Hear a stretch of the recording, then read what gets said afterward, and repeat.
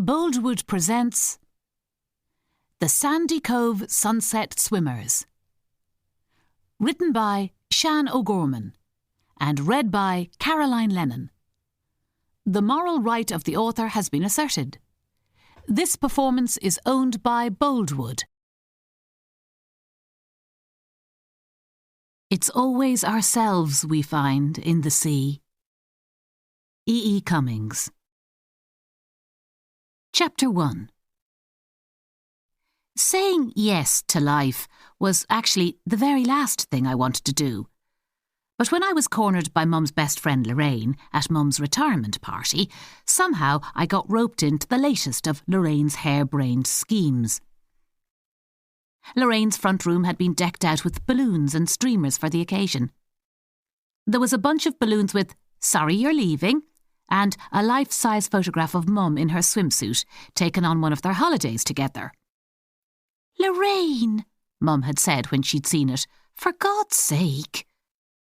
"You look fabulous, Annie," Lorraine had replied to Mum. "Like a film star. If you've got it, flaunt it." Lorraine topped up her own wine glass to the brim.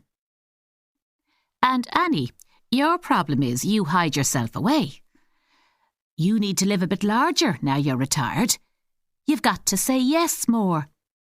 No is not in my vocabulary, which is why I have led such a full life." Lorraine turned to me. "You too, Katrina." After leaving nursing after 40 years, Mum was looking forward to doing nothing, she had said. And I was doing fine, thank you very much. Living alone in my lovely house, my best friends Sinead and Becca close by. And I had an interesting and varied job as a reporter on a little-watched Sunday morning farming television show called Farming Weekly. Recently, I'd even had a brief moment of social media fame when a cow had knocked into me while I was trying to interview a farmer. I'd ended up slipping over on some mud and then slaloming through dung across the farmyard, shrieking, all caught on camera. My producer Mike had jettisoned my dignity in favour of entertaining the nation, and the clip went viral. "It will make great television," he'd said, once he'd stopped laughing. "Just to see you, Katrina Jones, our intrepid roving reporter, falling about, the mud, the cow dung, your face." And as there weren't many laughs to be had in the world of farming, obsessed as we were with tractors, the climate and EU subsidies, the piece made the final cut. I was hoping to return to interviewing people about serious farming issues and put this behind me, but Mike still couldn't speak to me without laughing. "I can't," he would say, already starting to laugh again. "It was just when you... and then the... and you... arms flapping... screaming..." He would have to take a moment to compose himself. And so here we were at Mum's retirement do on a Friday night in July, hosted by Lorraine, who never needed any encouragement for a social gathering, when the yes plan was proposed. Lorraine lived just around the corner from Mum and Dad, and I lived around another corner from them, in Sandycove, a village just along the coast from Dublin's thriving cosmopolitan city centre. It was a world away from the traffic, the pollution and all the people. I could never imagine living anywhere else than here, where the sky sparkled with rainbows, where there were 4 seasons in an hour, a place where people and the sea were entwined, from sailing and paddleboarding to swimming and kayaking. Walking the seafront every evening was an obsession, and at this time of year, the end of July, the weather was warm, the days stretched like elastic, and the whole village was upended as people lived their lives outdoors, unlike in winter when people hurried from shop to shop. Lorraine, the kind of woman for whom there was no such thing as too many accessories, was often caught up in adventures. Mum and Lorraine were the exact opposites, but Lorraine made Mum laugh, and Mum was the grounding influence that Lorraine desperately needed. She had married a waiter once, after falling in love over a sun-baked week in Kushadasi, in Turkey. Another time, she'd chained herself to the railings of Dunnes supermarket when they discontinued their own brand Prosecco. And there was that day a couple of years ago when Lorraine was pulled aboard a float at Dublin's Pride Festival and spent the next 8 hours dancing around to disco classics. Mum had spotted her on the news that night. "Is that Lorraine?" she'd said, squinting at the TV. "Janie Mac, it is Lorraine." "If she's looking for husband number 5, said Dad, "she's on the wrong lorry." Resisting Lorraine was something Mum had never mastered. Mum was the one Lorraine had called from the cell of the Garda station to pick her up once they'd managed to cut off the handcuffs. Mum was the one who had to drive to Belfast when Lorraine had her handbag stolen. And it was Mum who had organised all 4 of Lorraine's hen nights over the years.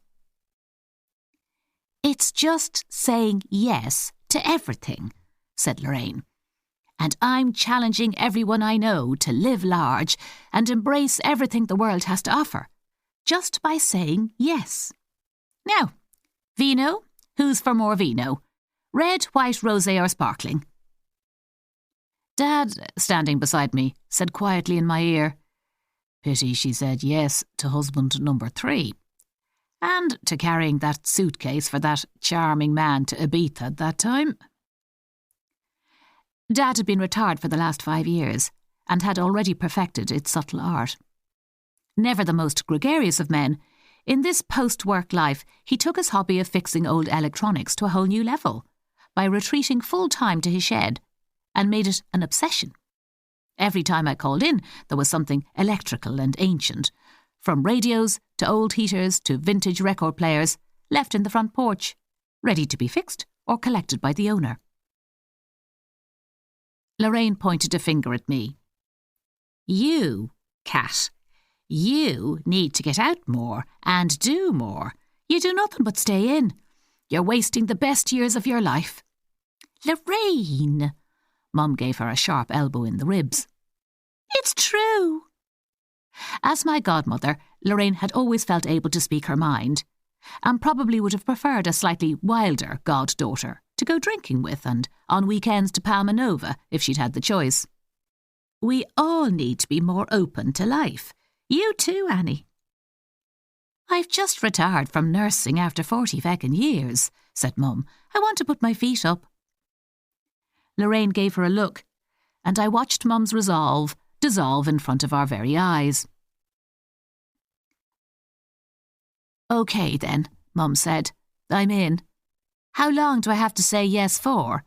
And what do I have to say yes to?" "A month," said Lorraine. "To everything? You too, Cat?"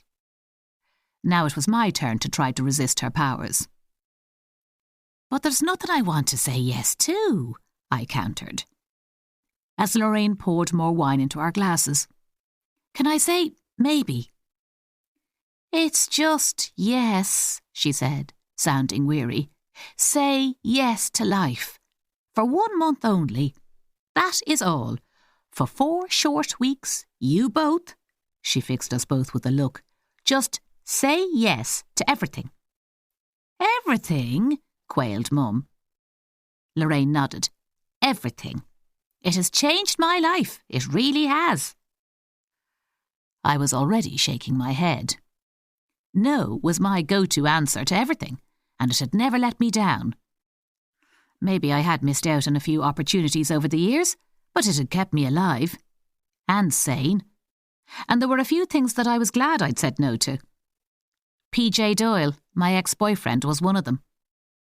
A handsome, successful chef, who was often featured in the Sunday supplements, glaring menacingly with a meat cleaver in his hands, or in blood-stained chef's whites. Short of stature, and it turned out he had an even shorter fuse. He would become almost comically hysterical if I accidentally used one of his special knives to chop an onion, or mentioned veganism. I'd said a very firm no to him when on a weekend away I'd had enough of his rantings and ravings, and I flew home and blocked him. "It's a month," said Lorraine. "Are you two so scared of life that you can't do something for a month?" Mum and I looked at each other. A month didn't sound that long. I had a bag of salad in my fridge which had lasted longer. I could, I thought, just say yes to nice things, such as seeing my best friends Becca and Sinead more, or yes to eating more ice cream, or to lie-ins and long baths, and to early nights, to reading an extra chapter of my book in bed. OK, I said. I will. Mum nodded. Me too. Mum and I smiled at each other. I was thinking of saying yes to another glass of wine, said Mum. Maybe. Lorraine rolled her eyes. The Good Friday Agreement was more easily accepted. Now, Annie, what I'd like you to do as your first assignment is a parachute jump in aid of the hospice. Mum gulped. Lorraine knew the hospice was Mum's weak point, after Uncle Paul was minded amazingly and lovingly by the staff there. And yours? Lorraine looked at me. Yours is having an extra glass of wine? I suggested hopefully. Some more crisps? Yes, you can do that, said Lorraine, but I have just the thing for you. She had spotted someone. Margaret! Margaret! A tall woman in a peach jacket and skirt, with hair that looked as though it had been cut with blunt scissors, came over. Hello, Lorraine. Lovely party. This is Margaret, Lorraine said, my next-door neighbour. Margaret swims every day in the 40-foot. She has a tribe. The 40-foot was our local bathing place in Sandycove, a small, craggy promontory of rock jutting out to the sea, smoothed by the feet of the thousands of intrepid cold-water explorers. I was not one of them. A tribe, said Margaret, who looked like the last woman on earth who would have a tribe. Oh, you mean the 40-footers? Yes, we've been going to there every evening, winter, summer, for years now. Oh no. I could tell by Lorraine's face that this was my challenge. Kat is going to join you, she said to Margaret. She wants to try new things and expand her horizons. Margaret smiled at me. Well, isn't that lovely? And of course, come down to the 40-foot and join us. We're a friendly group, I promise, and we're always up for a chat afterwards. I'm not sure, I said. She's doing it, insisted Lorraine. It's a month, that's all. Say yes and try different things.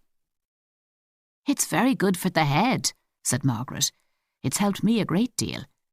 We've all lost people, or some of us find solace in the sea for other reasons. Or it helps with stress. When you're in the sea, everything drifts away, all your problems, and for those 10 minutes or so, it's just you and the waves. Waves? It sounded terrifying. Margaret nodded. And currents, and tides, and seaweed, and even seals. That's the joy of it. Seals? After my experience with the cow, I wanted to be as far from large mammals as possible. We're a mixed bunch, continued Margaret. There's Nora, Brenda, Dolores and Malachy. And we just meet every day as the sun begins to set. Nora was the first. She swum there for years. And I started going when my mother passed away. Malachy was always there on his own, and we just got chatting to him. Dolores comes for her health. She gave a nod. And Brenda is one of those people who minds herself. We've all had a few knocks in life, and it's become a very important part of our day. A few minutes of total immersion. She laughed to herself. Literally. Total dedication to being out of one's corporeal self. In other words, just swimming, said Lorraine. She looked at me. You agreed, Kat? God, anyone would think I was asking you to join the army or something actually challenging. Sea swimming is no big deal. And didn't you say you wanted to get out of your comfort zone? Move your body, feel the cold, face the dangers of the deep? You said that, I replied. Surely, Lorraine didn't mean we had to do something we didn't want to. She wouldn't actually make Mum do a parachute jump. I didn't really have to swim. In the sea? With seals? Lorraine looked hurt. All I'm trying to do is help the two women I love most in the world, you and your mum, just broaden your horizons, help you get more out of life. And at the first hurdle, you both let me down. I had never been the most confident of people. I mean, I was fine. I didn't exactly suffer from social anxiety. I could make my reports for Farming Weekly, but I would never watch them back. In the same way, I would never talk in public or have a social media account. I kept a low profile as much as possible. I wasn't wild or exciting, and I didn't like to do anything scary. Lorraine was lucky. She wasn't intimidated by anything. "We're going to really try," Mum said. "Aren't we, Kat? But Lorraine, you know Kat is always cold, and well, I don't want to fall through the sky, plummeting towards Earth." Lorraine fixed us with a look. "Do you want to spend the rest of your lives being afraid, or do you want to grab it by the horns and ride it until it flings you off?" I excused myself and was in the kitchen searching for crisps when Mum found me. "Are you okay?" she said. "Just had to get away from Lorraine," I replied. "She's so controlling." "Her heart's in the right place," said Mum, "and she does have a point. When was the last time either of us did anything out of our comfort zone?" "But that's the whole point of a comfort zone," I said. "It's comfortable. Why would anyone do something that wasn't?" Mum sighed. "I know," she replied. "But she's right. I mean, is this all there is? I am waking up tomorrow morning and there is literally nothing to do. I mean, I could start decluttering, but am I going to declutter the house for the rest of my life? And yes, I know I said I was looking forward to doing nothing, but I don't really want nothing. I want something. I want to have fun and to meet new people and not fade away while wearing a dressing gown and slippers. I want to be out there." "But a parachute jump?" "That won't happen," said Mum firmly. "But there are other things I could do. I don't know, like an exercise class, or going on an art tour, or walking barefoot in the garden." "Wow, you're really aiming high," I said. Mum laughed. "I've heard barefoot is very good for you. Grounding. But what about you?" she said. "You're single?" "Happily so." I shuddered when I thought of PJ, glad to have all of that in the past, dead and buried. I loved my single life. The big bed all to myself, not needing to run anything by anyone else, being able to please just one person, me, living my small life. I stopped. It was a small life. When was the last time I had done anything big? When was the last time I had done something which was exhilarating or exciting? "But I think—" Mum paused. "Go on." I braced myself for some of Mum's advice. "Well, are you happy?" "Perfectly." "Are you living life to the full?" "Like Lorraine is." "She's living life for 4 people," said Mum. "I mean, living enough for you. I mean, are you satisfied? Content? Do you feel that you're grasping every opportunity?" No, I wasn't. There was that presenting job for a new science series I'd been offered last month, to which I'd said no because it was just too scary, and I didn't feel as though I had enough experience. And there was the walk over a mountain in Wicklow that one of my colleagues organised that I hadn't gone on because they were all so much fitter than me. And I'd even said no to that weekend away to a posh hotel in County Clare that Becca had arranged, because I would be the only single person there. And the trip to Sardinia, with Sinead and Connor and their 3-year-old Rory. I'd said no to that as well, because I said I had too much work on. But really, I had just lost confidence for some reason. "No," I admitted to Mum. "No, I don't. But I don't know how to be out there more. I don't know what to do. And it seems so silly, doesn't it?" She shook her head. "Not at all," she said. "I feel exactly the same." But we can do it together. Just a month. Yes to everything, I said, for 1 month only. But not, she said, to a parachute jump. That's a step too far. You mean a jump too far? Exactly, she said. Now, did you find those crisps? The girls. Becca. Anyone awake? Haven't slept at all. Need decent coffee. Fancy meeting in the cafe? Sinead. Rory and I will be there. Me. Me too. Becca. How was your mum's retirement due? Me. Fine. Bit worse for wear. Have been set a challenge. See you soon. Becca. In an hour? Sinead. Suits me. Me. Me too. Kiss, kiss, kiss. Chapter 2.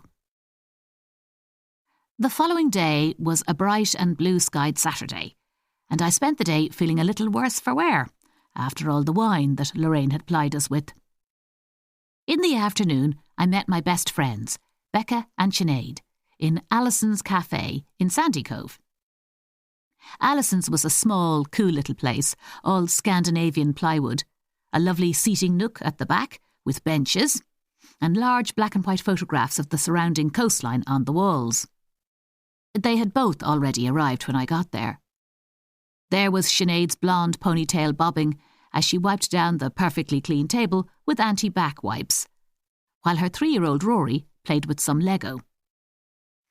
Sinead had given up work 3 years earlier, her maternity leave stretching endlessly on.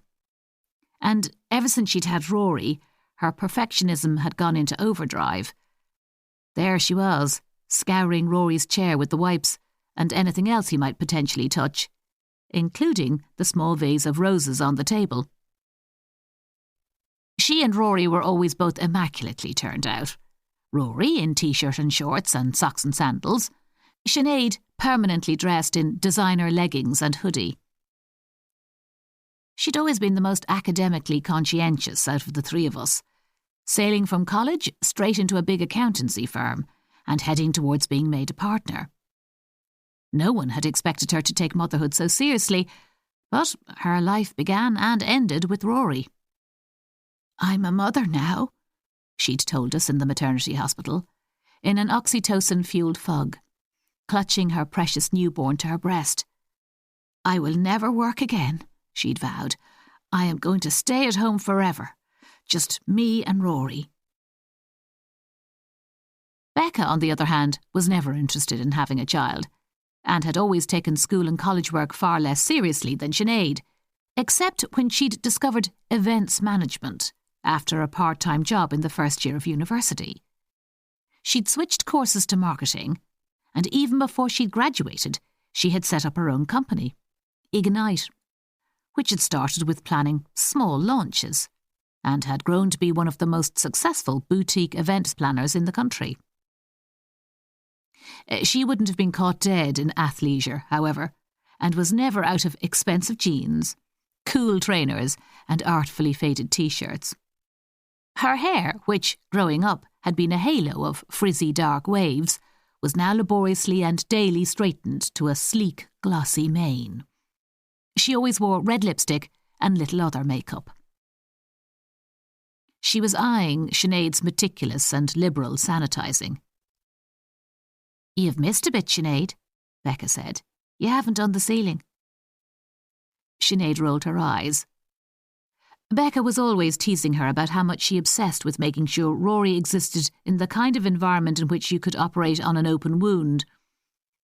Sinead used to have a normal attitude to germs, but now believed bacteria was the enemy. As far as we could tell, Rory was the cleanest baby that had ever lived, existing in a little bacteria-free bubble. Also, he had not left Sinead's side for a single moment since he'd been born 3 years earlier. They co-slept in the double bed, while her husband Connor slumbered in Rory's toddler bed. Rory only played with other children if Sinead was able to vouch they were fully inoculated and that their parents followed similar cleaning regimes. She's like Spider-Man, Becca had said, constantly poised to fight off evil. She needs to unclench. Let the child go and live. Get filthy. Play with worms in the garden. Becca had always said children were boring. Now, she made a concession for Rory because his curly hair and blue eyes hardened even her heart, but other than him, children held no appeal.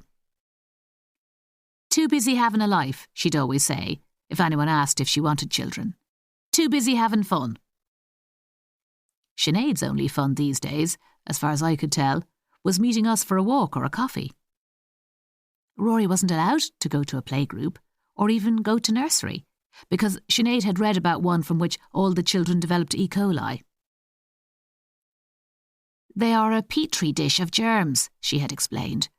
Rory's not going anywhere until his immune system is robust enough. In the cafe, I sat down beside Becca, who had been drawing a picture using Rory's crayons. Be careful, Becca said. Sinead will anti-back you if you stay still for long enough.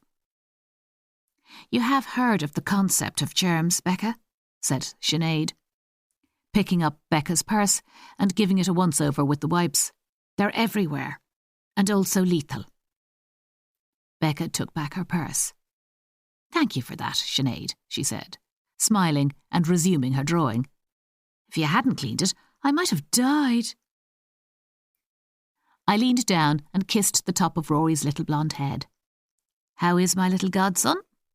Hello, Auntie Cat, he said, putting the piece of Lego into his mouth, before Sinead quickly pulled it out again and wiped it. Our godson, said Becca. Remember, we share him. I thought you didn't like children, I said. Only Rory, she replied. When he's old enough, I'll bring him to music festivals and teach him how to drink shots of Sambuca. But until then, she looked at Rory, you'll have to stay with the grown-ups and be boring. Sorry, kid. Rory smiled at her. I like your drawing, he said. It's a depiction of what's going on in my brain, she told him earnestly. Just a big scribble. Rory nodded. I like it, he said. There was no reason for Becca to change her life because things were going brilliantly well for her. She was happily cohabiting with her long-time boyfriend Ryan and lived in a gorgeous house facing the sea and was always going on weekends away. Alison came over to take our orders. I'll have a soya decaf and a gluten-free muffin, said Sinead, and an organic locally sourced apple juice. Naturally, said Alison, as Becca gave me a look. Dairy and gluten were also on Sinead's hit list. Flat white, thanks, Becca said, and a scone. Extra butter, extra jam, extra gluten. Alison smiled at me. And you, Kat? Normally, I had a scone and coffee just like Becca, but I thought it was a perfect yes opportunity. What else do you have? I asked.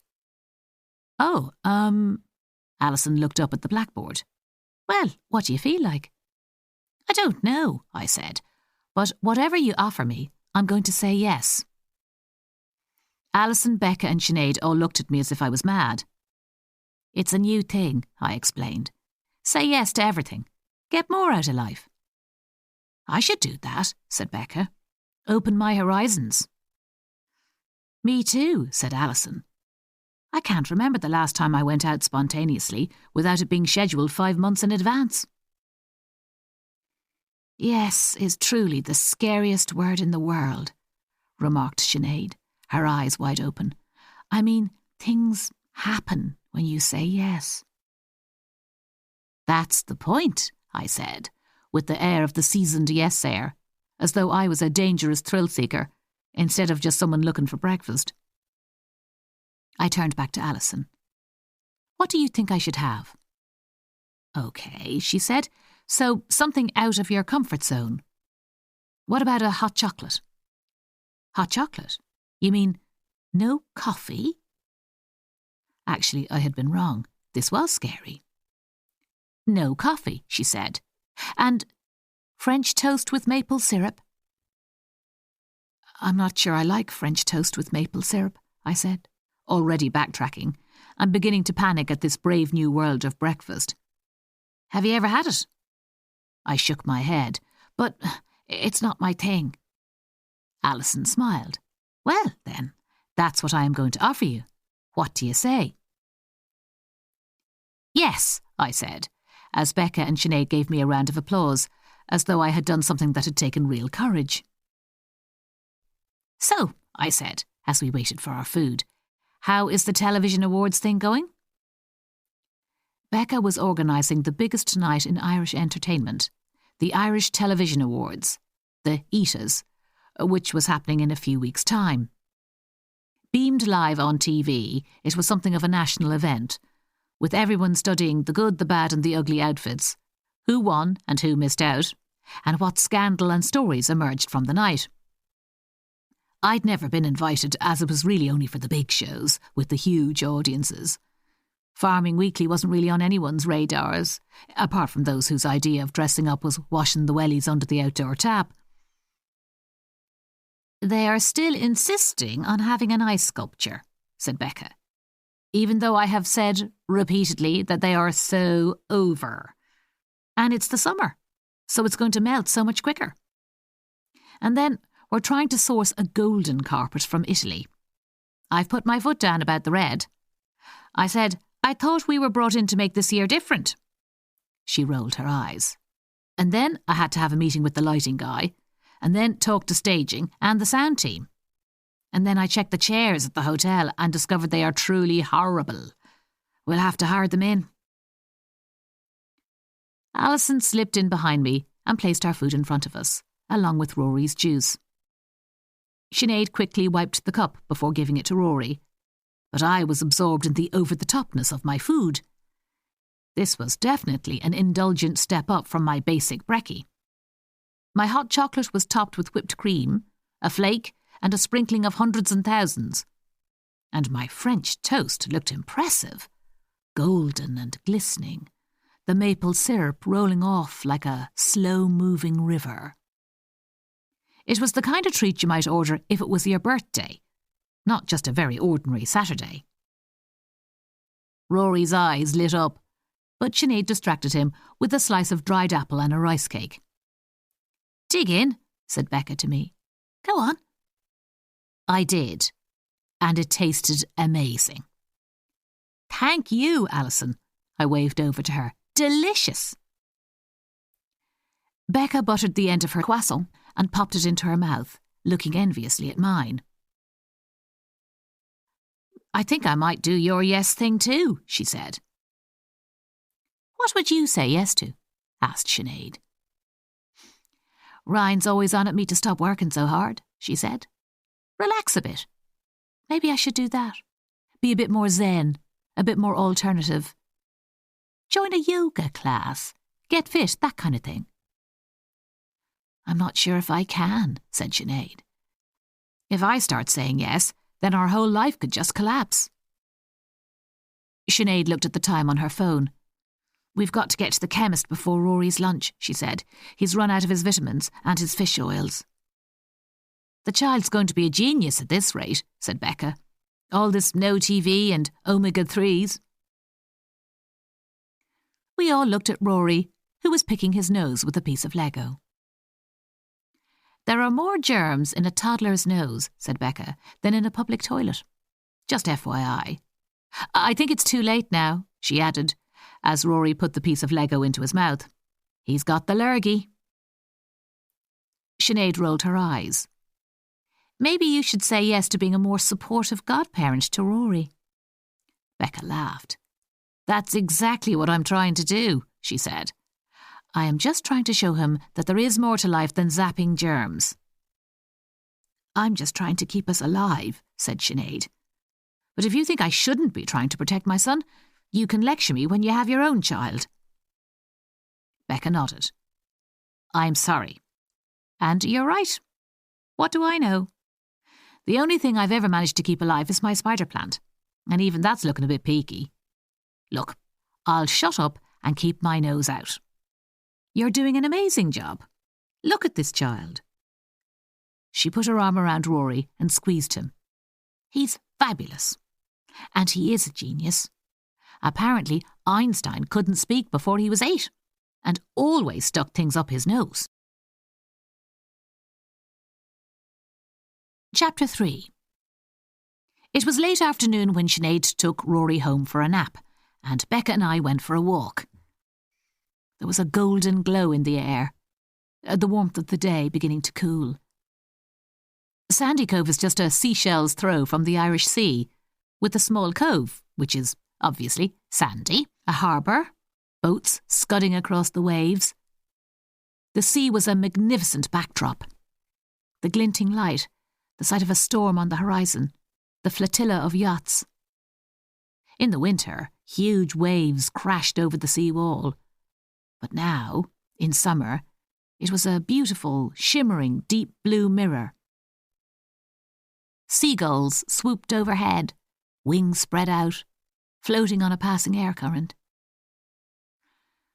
On we walked, curving along the edge of the beach, sticking to the path and up the slope to the 40-foot. It's just an old bathing place, where a small promontory pokes out to sea, a daily pilgrimage for hardy, seaworthy Dubliners. The only time no one swims is during a storm, and even then, you see the daily bathers gathering in the curving arm of the harbour, along with the seagulls, while the 40-foot is battered, water surging over the rocks, the whole world shaken to its core.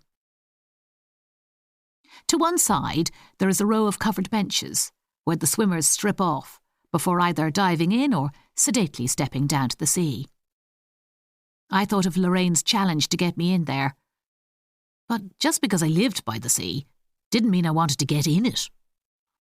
As teenagers, only if it was a very rare heat wave and we were in danger of melting would we get in. But even now, I remembered the cold that chilled the marrow, instantly and completely stopping your breath and your blood from flowing through your veins.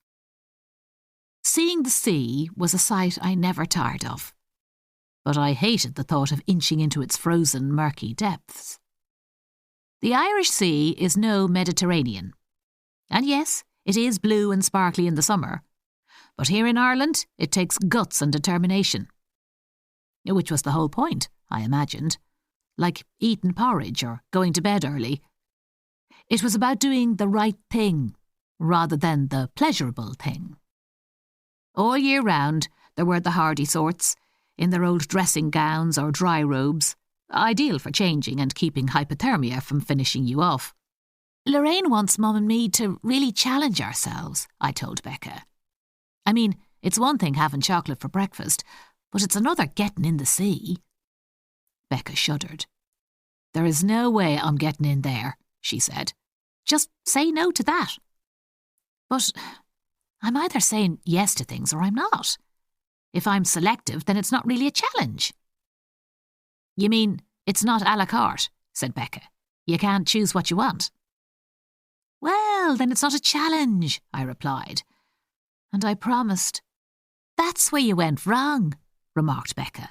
Never promise anything, especially when it comes to being cold and wet. But it was too late. I'd already promised. I'd have to do it.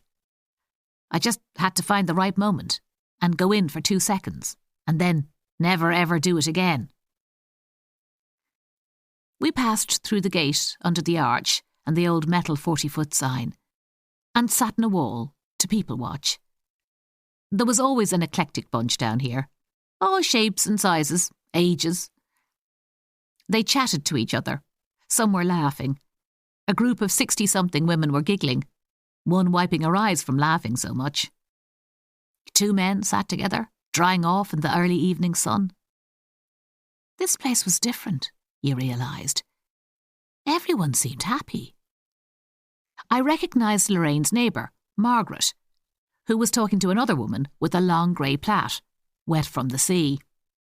Perhaps in her early 70s, her skin wrinkled and bronzed as she shimmied under a towel, drying herself.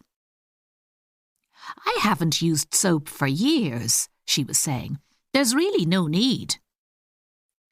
But aren't you worried about not being clean? Said Margaret, struggling under a towel dress the kind with elastic at the neck. The sea cleans me, the woman was saying. It's all I need. Nora's not worried about anything like that, another woman said, and they all laughed. Becca was talking. It's only a month to the Irish Television Awards, she was saying. It's the biggest event we've ever taken on, and I've started to wonder what's next. Bigger events? Can you ever go back to the small launches of a new product, or the opening of a new bar? Or does it always have to grow? Sometimes I wouldn't mind some time off, like Sinead. She's on maternity leave, I said. Well, a sabbatical then, she replied. Just do something different. I was about to speak again when a voice interrupted me. Hello, Katrina. It was Margaret, now dressed in navy shorts and a white short-sleeved shirt. Beside her, the other woman with the long grey plait was dressed in a blue faded toweling dressing gown and men's sandals. This is Nora. Nora is the one who started off all the swimming. She smiled at me. Have you come to join us? The thing is, I said, I'm a bit of a wimp. I really feel the cold. Ah, Nora smiled, but that's what everyone says. And then they wonder why it took them so long to get in. But I thought you were challenged by Lorraine to say yes to things.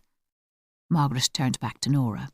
Lorraine suggested that Katrina's mother did a parachute jump and that Katrina should swim in the sea. You got off lightly so, laughed Nora. Anyway, we're always open to new members. Try it, you might like it. She's an enabler, said another woman, who had just walked up to us. She was wearing a loose leopard skin jersey dress and sequined flip-flops. The zeal of the converted. She has us all obsessed now. She smiled at me. I'm Brenda. We're here every evening around this time. Nora, wait up. Another woman walked towards us, dressed in a long caftan. Are you walking home? This is Dolores, said Nora, and that fella over there is Malachy. A tall, gangly man in his mid-30s with red curly hair gave me a shy wave. We're here every evening, added Nora. You can always bring a tot of brandy to warm you up afterwards. Or one of those fancy robes, said the third woman. Everyone's getting them now. Fierce warm they are, fleece on the inside, instant heat. Well then, said Nora, no excuse. Here, everyone is equal. You leave your life and everything else behind on dry land and you just get in. Baggage, said Brenda. Yes, emotional baggage. What you lug around all day, every day. And then, well, you become... Weightless, said Dolores. It's all washed away. They all smiled at me, sensing I was close to saying yes. There was something about them, their skin clear, their eyes bright. They did look as though they were enjoying themselves. Becca nudged me. Go on, she said. Say yes. You say yes. They didn't ask me, they asked you. Before I knew it, I had committed. Yes, I said. Yes, I will. Chapter 4. If I was to do this, then I needed something to swim in. And I knew where my old swimsuit was. In a bag, in the wardrobe of my old bedroom. Probably mouldy and musty, but as it was going to be a one-swim-only experience, it would do. Mum answered the door. Hello, sweetheart, she said, giving me a hug. How are you after last night? Wasn't it lovely? I stayed and cleared up with Lorraine and didn't get home until after 2 a.m. I followed Mum through the house, past my old school photographs and my graduation one. The picture I drew when I was in junior infants of the three of us, all with huge heads and bigger smiles and holding hands, which Mum had framed all those years ago and refused to take down. The only thing is that Lorraine is still on at me to do that parachute jump, she said. That's too much. But I have agreed to swim. I was just down there with Becca and said I'd join them tomorrow. So I need my old swimsuit. You're brave, Mum said. I've signed up to a Pilates class. But there might be something in Lorraine's plan. Even signing up for Pilates made me feel, I don't know, somehow it made me feel as though I already had a more interesting life. I think it's a mindset thing. Some people are born with it, and others have it thrust upon them. Lorraine is definitely the thrusting type, I said. I was thinking, Mum continued, even just knowing that you have to say yes to everything gives the world a frisson. As though you're both scared and excited, as though anything could happen next. I'm just scared, I said. So am I, she admitted. What if Lorraine makes me do the parachute jump? You're not doing it, I said firmly. That's just crazy. There is no way you're throwing yourself out of a plane and plummeting to certain death. She shook her head. No way. Lorraine's emailed me the forms, she went on. I'm pretending I haven't seen them. Maybe she will forget about it. And maybe she will forget about sea swimming? Dad was sitting at one end of the old pine table, eating a bowl of soup. Don't tell me you're actually doing the yes thing as well, he said, as I bent down and kissed the top of his head. Another of Lorraine's harebrained schemes, he tutted. Remember when she made you camp outside Arnott's on St. Stephen's Day just because she needed a new sofa? They were half price, said Mum, and I didn't mind. Not when you kept coming with hot water bottles and flasks of tea. I told you. You should have let me wait for you, he said. She doesn't even like the sofa now, remarked Mum. Says the floral print reminds her of her mother's old curtains. Quite triggering, she says. She smiled at me. So, what do you think? Are we to keep going? I nodded. Let's see what happens over the next month. Not that I think we should do anything dangerous. Definitely not. Mum seemed relieved.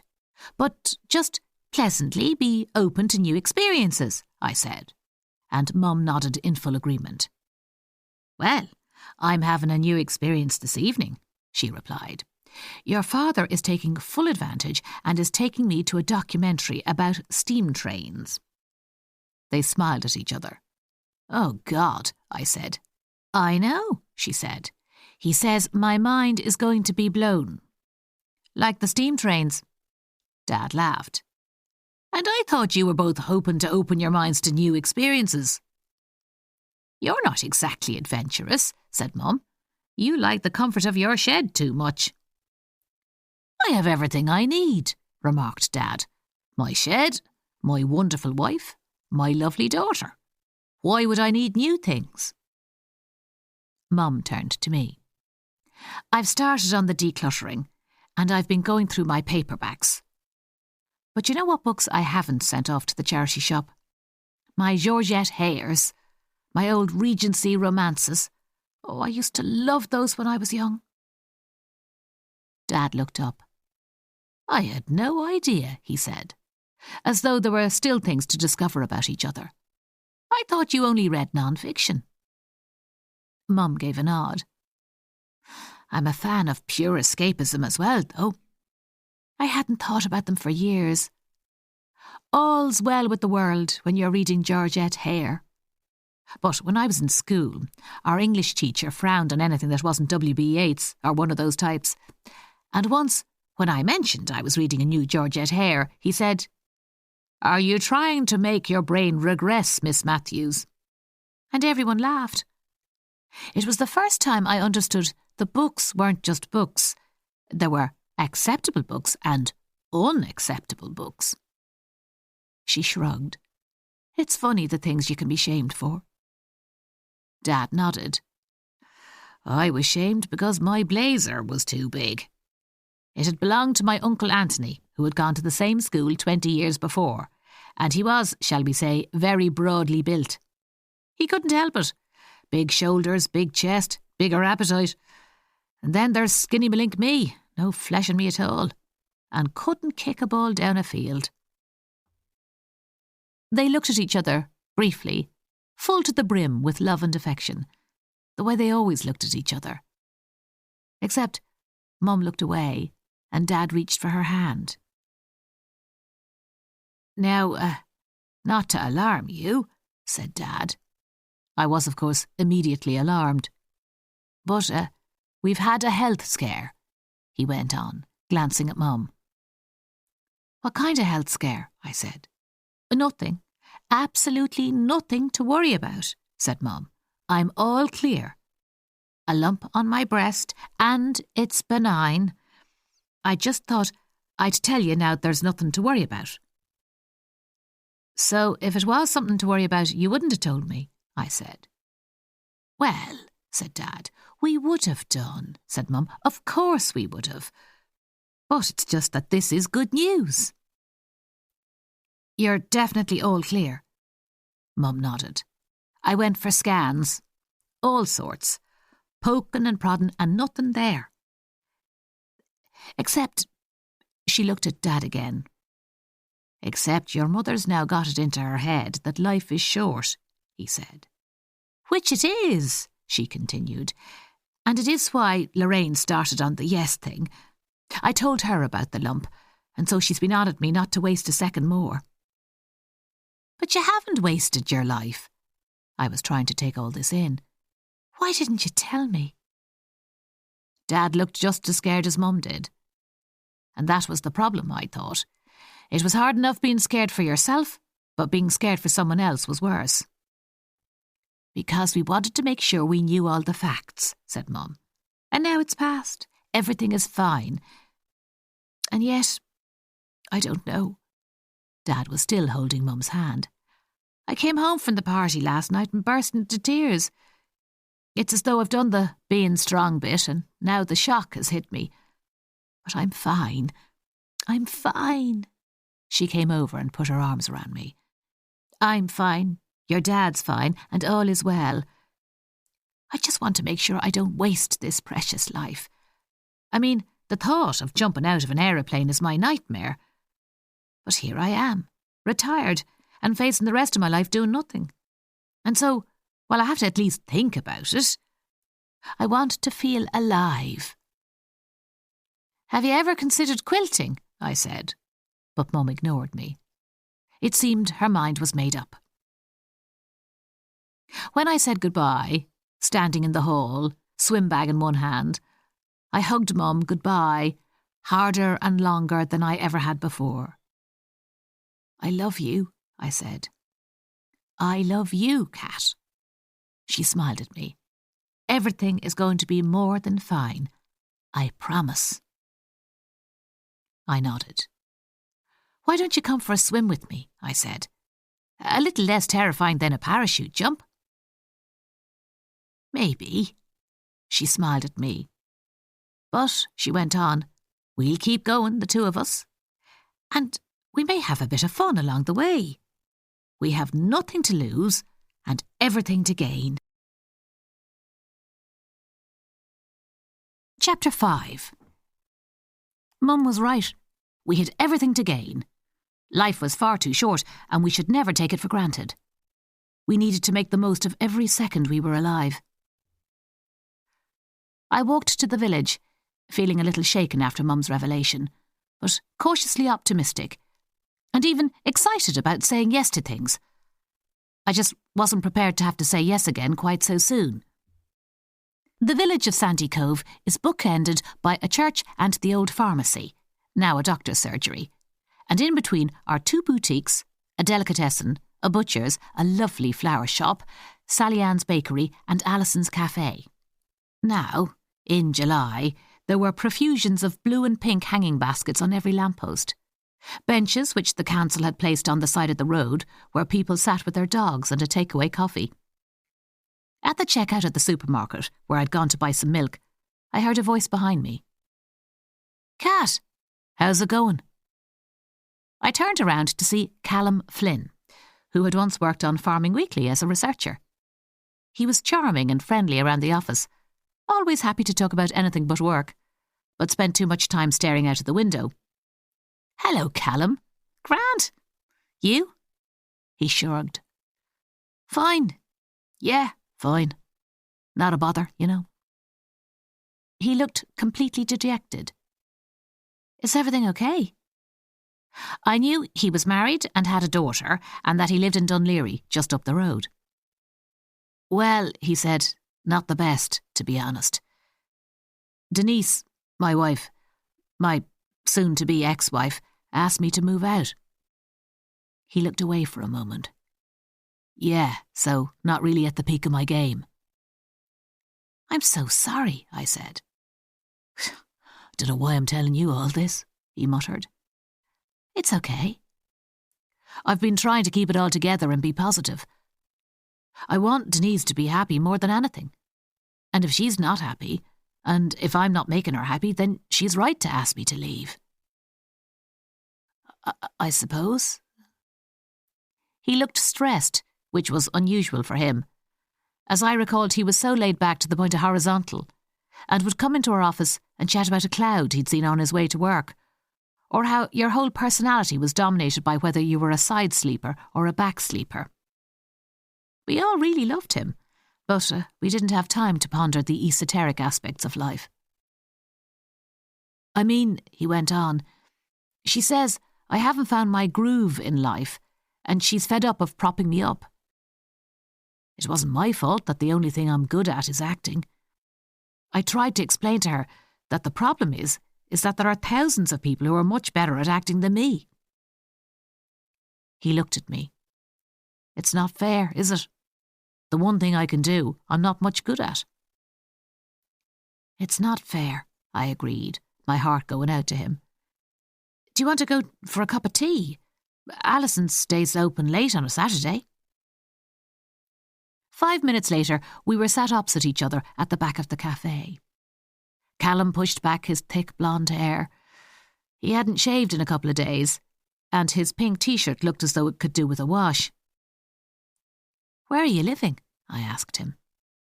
Couch surfing, he said. And it means Lulu, my 10-year-old daughter, can't stay with me, because Denise says she can't sleep on a sofa in a friend's house. I was just looking at the rooms to let ads on the notice board at the back of the shop. I'm going to ring some of them. I hope you find somewhere, I said. Unless, he stopped. His eyes were big, with a Bambi quality to them. Oh no, please don't ask, I thought, because I was going to have to say yes. Unless, he went on, you might have a room going, just until I sort myself out. He gave a beseeching smile. Please? His voice wavered a little. I thought of my pact to say yes to everything. Yes, I heard myself say. Yes. He looked in shock. Really? A grin spread across his face. Yes, I said again, feeling panicked. I didn't want a lodger. I liked living alone. I knew the yes thing was about being out of your comfort zone, but having a strange man living in my house was beyond all that was reasonable. But a deal was a deal. And poor Callum needed help, that was obvious. Could we start tonight? Tonight? I could go and collect Lulu, and we could come over. He looked at me. If you're sure, as in really sure, as in completely, properly, actually sure. I'm sure, I said. I wasn't sure, however, at all. This yes business was getting scarier by the minute. What next? Lion taming? Grizzly bear baiting? A round with Kelly Harrington in the boxing ring? A huge grin spread over his face. This is brilliant. He'd taken out his phone and started scrolling for a number. I'll pay you, obviously, he went on. But best of all, it will give Lulu somewhere to go on Saturday nights. Do you have an extra room for her? My study? Well, box room. She said yes, everyone, he called out to everyone in the cafe. She said yes. All the customers looked up and smiled. Congratulations, someone called out. Have a lovely life together, said another. We're not I began, as Callum said in a louder voice. Thanks, everyone. It's been a struggle since Denise chucked me out, but I'm getting back on my feet now, thanks to this lovely lady. Aww, said one woman, wiping away a tear. Callum turned back to me. I'll just go and get my things, and I can be at yours in an hour. That all right with you? It had to be, I thought, blaming Lorraine, blaming Mum, blaming Callum for being so persuasive. It had been so much easier in the days of no. Callum turned up at mine an hour later with an old battered holdall, a strange-looking plant, and standing just behind him was a small girl, with 2 plaits, glittery runners and shorts, and a T-shirt with a sequin unicorn on. "This is Lulu," Callum said. "Say hello to Kat, Lulu." She lifted her hand in a tiny wave. "Lulu is excited to stay with her dad again, aren't you, Lulu?" Lulu half nodded, as though she wasn't sure. "And Saturday nights is when Denise said Lulu could stay with me, if I got a place." He smiled at Lulu. "And Lulu, Kat is my new landlady." "Well, not really landlady," I said. "Yes," said Callum. "Officially my landlady." They both stepped inside. "This is great," he remarked, looking around the hall. "Nice poster on the wall. Place for umbrellas. That's handy, isn't it, Lulu?" He poked his head into the living room. "Oh," he said when he re-emerged. "There's a problem." Lulu and I made eye contact. "Your television is tiny." "Tiny? I thought it was quite big. What do you think, Lulu?" Lulu went in and had a look at my perfectly adequate television. "It's normal," she said. "Thank you," I said. "Would you mind if I brought in my television?" asked Callum. "Denise has been trying to get rid of it for years. Just like me." He looked away again. "Says it's too dominating. Not like me. I need to be more dominating, don't I, Lulu?" Lulu nodded. "You need to get a job and find your purpose," she said, making me laugh. "That's exactly what I need to do," said Callum. Lulu seemed to be growing in confidence. "My teacher, Miss Lally, says we all have to find our purpose. She made a big poster for the wall which said, 'Find your purpose,' and asked us what we think it means." "And what does it mean?" I said. "It means don't be afraid to be you," replied Lulu, "and be you in everything you do." Lulu and Miss Lally were probably the wisest people in the world. Next stop, their own TED Talk. "And this is Steve," said Callum, holding out the plant. "I've had him for 23 years. He's a yucca. Denise was glad to get rid of him as well." "I think Steve needs water," said Lulu. "OK," said Callum. "So why don't you go and water Steve, and I'll go and get the TV." He smiled at me. "You will love it. It's big. Amazing sound. Incredible resolution. It turns every living room into a cinema." I wasn't sure I wanted my living room turned into a cinema, but I didn't feel able to object. Not in this brave new world of yes. Callum raced out to his car and returned, staggering a little under the weight of a television the size of a door. "Be back in a moment," he said, stumbling into the lounge. "We'll just wire it all in." Lulu ran some water over Steve's roots and then placed him on the kitchen windowsill. "Would you like a drink, Lulu?" I said. She nodded. "Yes, please. Do you have any apple juice?" "No, I have—" I looked in my fridge. "Water?" I said, as we heard Callum shifting my old television to one side and hefting his into place.